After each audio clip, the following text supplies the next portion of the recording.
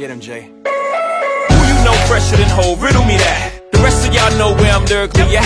Can none of y'all mirror me back? Yeah, hear me rap, it's like Han G rapping his prime. I'm young H.O., raps Grateful Dead. Back to take over the globe, now break bread. I'm in Boeing Jets, Global Express. Out the country, but the blueberries still connect. On the low, but the yacht got a triple deck. But when you young, what you expect? Yep. Grand opening, grand closing. Bam your manhole, crack the can open again. Who you gonna find open in?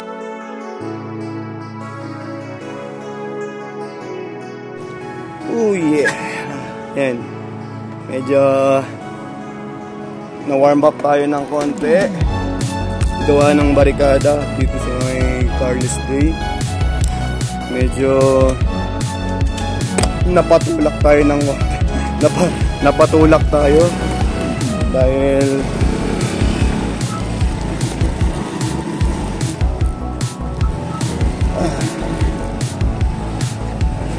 yung mga gate na inayos natin. Yan, yung mga orange barricade na yan at saka yung nando sa may Tomas.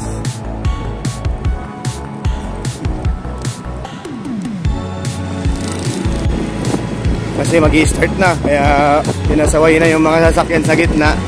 Ako pa wala yung pasimuno. Wala na kasi bumabaybay, diba? Ako na lang, kaya yun. Ito yung assignment ko. Andito ako naka-assign. Lagi ako dito naka-assign. Yan. Dito sa Tuason Corner. Scout de Guia. Yan. Yan ang lagi kong katuwang. Yung puno na yan. Puno pa ng akasya yan. Yan. Grabe. Medyo papunas muna tayo ng pawis. At uy, akala ko wala akong dalang tawil. Yan pa naman pinakakailangan natin ngayon. Oh my goodness. Sige lang sir, sige. No problem. Bait. Okay, mamaya ulit update. Medyo madilim pa naman dito sa area ko. Ayan. Yung area natin. At dito nga guys sa part na to, hindi mo malalaman talaga na may mga magaganda kang makikita sa buhay mo. Yung makikita mo sa mga yung akala mong natural lang, pero pag tinitigan mo makakamangha talaga. Ang ganda ng langit nitong umagang to.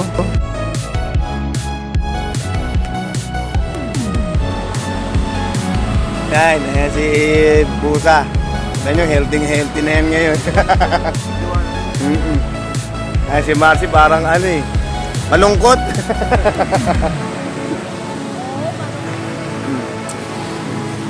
Sabi muna.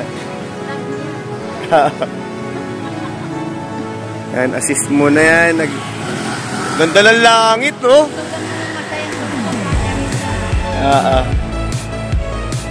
Puro binablog ko, puro yung pagbabiyahe ko eh, kaya walang mga ganitong event. Guys, busy kami rito. At yan, busy si Halong sa ilong niya.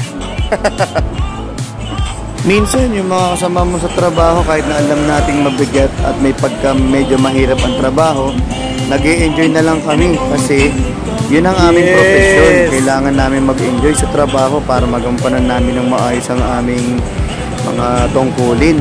Kagaya ni Hepe, mukhang pinoproblema yung bota niya. Gumastos daw siya dyan ng 2,000. Guys, ayun o, napasayaw na naman. Nakakatuwa lang panoorin ng mga Hepe ko. At syempre, hindi mawawala yung mga selfie moment, di ba? Yung mga magagandang posing ng mga kaibigan natin. Dahil tayo ay carless day or car free day, enjoyin natin ang araw na ito dahil minsan lang mangyayari ito sa isang linggo. Ang mag-enjoy yung mga kasamahan natin at ang mga dadalo sa event para sa araw na ito. At ang mga hepe natin na nakamasid lang dyan sa paligid in case na may mga aberya. At ang ating head, si Sir Dexter Cardenas, ay nandirito rin, nakikipag-participate. Yan, ang ating mga kasamahan na alert sa kanilang mga pwesto. Mimigay tayo ng mga pagkain. At dito naman sa point na to, ako na yung mag-distribute dito sa may Torillo at sa kabila naman si Ortiz, yung kasamahan kong Tiger din. At ito yung ating breakfast. hotdog at saka rice.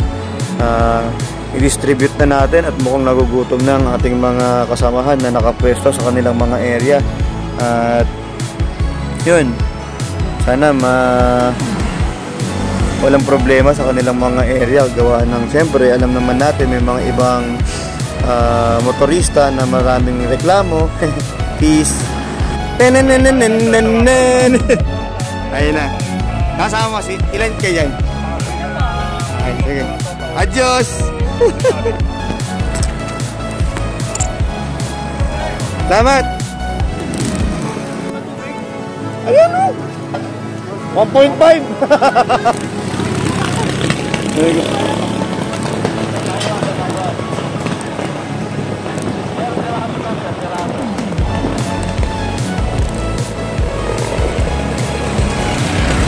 Hindi ka ba pinaniniwalaan dahil wala kang pera?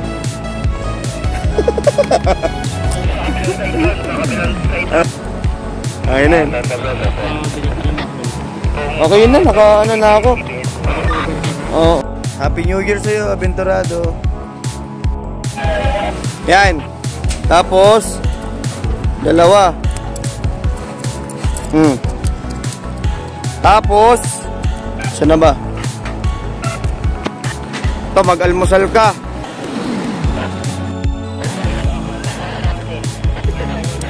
Yan.